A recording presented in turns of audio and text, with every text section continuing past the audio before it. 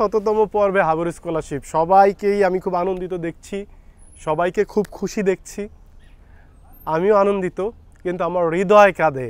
আমি একা একা হাঁটি যখন আমার চোখ দিয়ে পানি বেরোয়।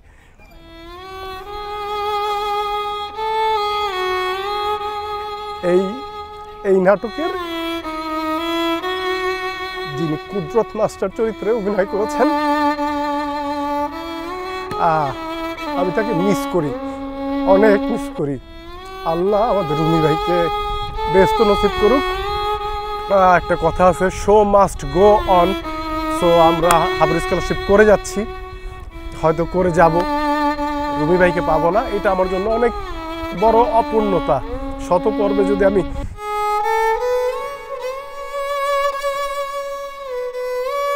রুমি ভাইকে আমার পাশে পাইতাম এবং দুজন যদি পাশাপাশি বসে ইন্টারভিউটা দিতে পারতাম, এটা আমার জন্য অনেক ভালো লাগা হইতো, আমার জন্য অনেক বেশি আনন্দের হইতো। হচ্ছে না, বাস্তবতা তো মানতে হবে, বাস্তবতাকে মেনে নিয়ে এগিয়ে যাচ্ছি। আমরাও একদিন হয়তো রুমি ভাইয়ের কাছে যাব। আমি আসলে আমার প্রফেশনালিজম থেকে বেরিয়ে গিয়েছিলাম। হাবুর স্কলারশিপ আপনাদের ভালোবাসায় এগিয়ে যাচ্ছে, অনেক দূর যাবে হয়তো ইনশাআল্লাহ। আর হাবুর স্কলারশিপ শুধু আমাদের নাটক না, এটা আপনাদের নাটক। কারণ এই হাবুর স্কলারশিপ শুধুমাত্র দুইজন রাইটার লেখেন না, আপনারাও লিখেন। কীভাবে লিখেন? কারণ নাটকের কমেন্টস বক্সে আমরা আপনাদের মন্তব্য পড়ি এবং সেখানে আপনারা সুন্দর সুন্দর কথা লেখেন, এইটা হওয়া উচিত, এটা হওয়া উচিত না, সামনে এভাবে ঢেলে সাজানো উচিত। আমরা সেগুলোকে মাথায় নিয়ে আগাই এবং তার ধারাবাহিকতায় আজকে হাবুর স্কলারশিপ এই পর্যায়ে। হাবুর স্কলারশিপের ক্ষেত্রে একটা দারুণ জিনিস আছে আমি লক্ষ্য করেছি পার্সোনালি, যেটা হলো যে ধারাবাহিক নাটকগুলোর ক্ষেত্রে যেটা হয়, আমাদের দেশে প্রথম দিকে একটু ভালো থাকে, ভিউ অনেক বেশি হয়, দর্শকদের ইনভলভমেন্ট অনেক বেশি থাকে, ধীরে ধীরে এটা কমতে থাকে। কিন্তু হাবুর স্কলারশিপের ক্ষেত্রে একদম রিভার্স হয়েছে বিষয়টা। কারণ হাবুর স্কলারশিপে যত পর্ব যাচ্ছে তত আপনাদের ইনভলভমেন্ট বাড়ছে, আপনাদের ভালোবাসা আমাদের প্রতি বাড়ছে, আপনাদের সমর্থন বাড়ছে, এটা আমাদেরকে অনেক উৎসাহিত করছে।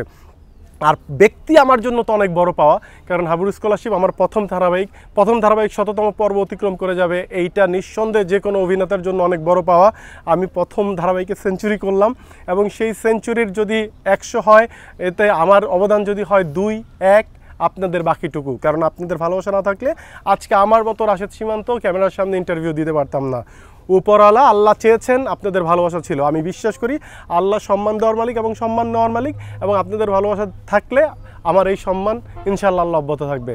আমার জন্য দোয়া করবেন, সকলের প্রতি কৃতজ্ঞতা, এবং আমাদের বৈশাখী টেলিভিশনের প্রতি কৃতজ্ঞতা। যেমন চমৎকার একটি নাটক তারা বানানোর উদ্যোগ নিয়েছেন, এই গল্পের যিনি ভাবনা করেছেন টিপু আলম মিলন স্যার, তার প্রতিও কৃতজ্ঞতা। বৈশাখী টেলিভিশনের ম্যানেজমেন্ট বডির প্রতি কৃতজ্ঞতা। সবাই ভালো থাকবেন, আমাদের জন্য এই ভালোবাসা অব্যাহত রাখবেন। হাবু যেন শুধু নাটকের একটি চরিত্র না হয়, হাবু যেন বাংলার প্রতিটি ঘরে ঘরে জন্ম নেয়। আর দর্শক আসলে আমাকে এত ভালোবাসে না, দর্শক হাবুকে এত ভালোবাসে। কারণ হাবু চরিত্রটা চেষ্টা করছে একটি গ্রামকে পরিবর্তন করতে, এটা মূলত একটা প্রতীকী চরিত্র। কিন্তু আসলে হাবু যদি বাংলাদেশের প্রতিটি গ্রামে থাকে তাহলে অবশ্যই দেশ পরিবর্তন হতে বাধ্য। সো ভালোবাসা হাবুর জন্য আমি অ্যাডভান্টেজ নিচ্ছি, যেহেতু চরিত্রটা আমি করছি। অনেকে রাস্তাঘাটে দেখা পেলে অনেকে আমাকে ডাকি দেয় হাবু ভাই বলে, এটা খুব এনজয় করি। হাবুর জন্য ভালোবাসা, হাবুকে আমি পার্সোনালি পছন্দ করি রাশেদ সীমান্ত হিসাবে, আর হাবু চরিত্রটা করতে আমি খুব এনজয় করি।